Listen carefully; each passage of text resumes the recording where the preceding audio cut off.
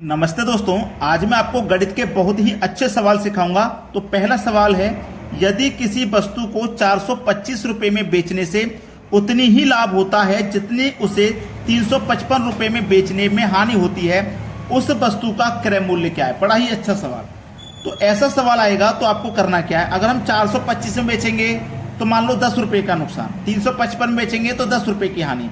तो लाभ और हानि यहाँ पे बराबर है, जितना लाभ होता है उतना ही हानि होता है। तो ऐसा सवाल मिलेगा तो क्या करना है आपको कि इन दोनों मूल्यों को जोड़ के, यानी कि 425 प्लस 355 दोनों को जोड़ के 2 से डिवाइड करना है। 5 और 5 10, हासिल लगा 1। 2 और 5 7, हासिल का 1 8। 4 और 3 7, ये हो गया 780। इसमें 2 से करो डिवाइड, 2 तिया 6, 1 बचेगा 18, 2 नीम 18, 1 है 0, 390 रुपये। 390 रुपये दिया गया सी ऑप्शन में। सवाल का सही जवाब आ गया। सभी को प्रश्न क्लियर है। अब देखते हैं आगे।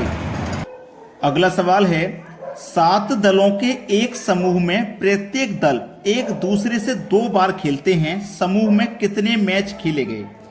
इसके लिए मैं फॉर्मूला लिख रहा हूं, n into n minus 1 divide by 2। ठीक है, चलिए n का मतलब 7 दल हैं, 7 लिखिए, इंटू n का मतलब 7, 7 में से 1 गया 6 डिवाइड बाई 2। ठीक है, 2 तिया 6, 7 तिया 21।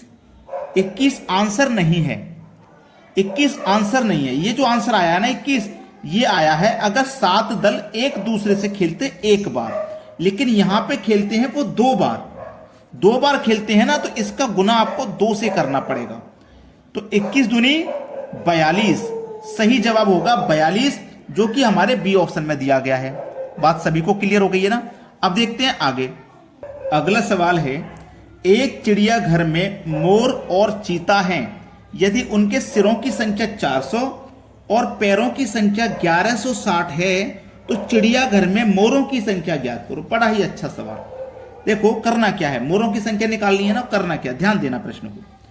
आपके पास टोटल जानवर कितने हैं, जितने सिरों की संख्या होगी टोटल जानवर उतने ही होंगे। ये बात क्लियर है। टोटल जानवर है 400 मल्टीप्लाई। अब देखो उसने क्या पूछा है, मोर की संख्या। ऐसा सवाल जब भी आता है तो इसमें एक 2 पैर वाला जानवर होता है, मोर के 2 पैर हैं। दूसरा जानवर है चीता, जिसके 4 पैर होते हैं। तो उसने क्या पूछा, 2 पैर वाला जानवर।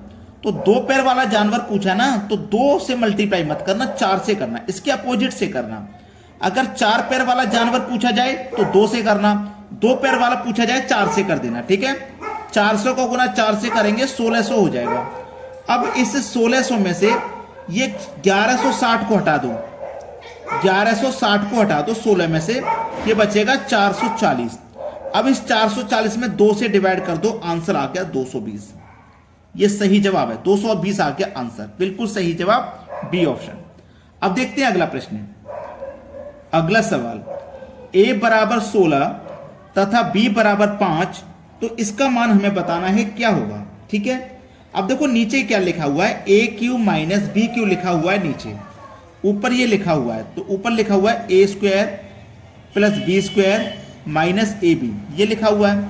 अब देखो अगर मैं कहूं A cube minus B cube बराबर फॉर्मूला क्या होता है, A cube minus B cube बराबर होता है A minus B into A square plus B square minus A B, ये होता है। तो जहां ये लिखा हुआ उसकी जगह हम इसको लिख सकते हैं ना। तो A minus B into A square plus B square minus का ए बी।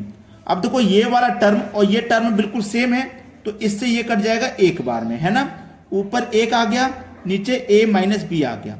ऊपर 1 लिखो, ए का मान कितना है 16, बी का मान कितना है 5, ऊपर 1, 16 में से गया 5, कितना बटेगा 11। तो ये किसके बराबर है, 1/11 के बराबर है। ये आपके सवाल का है बिल्कुल सही जवाब, 1/11, यानी कि बी ऑप्शन प्रश्न का बिल्कुल सही जवाब है। वीडियो को लाइक नहीं किया होगा तो लाइक कर देना और सभी दोस्तों में वीडियो को शेयर भी कर देना। ठीक है दोस्तों, धन्यवाद।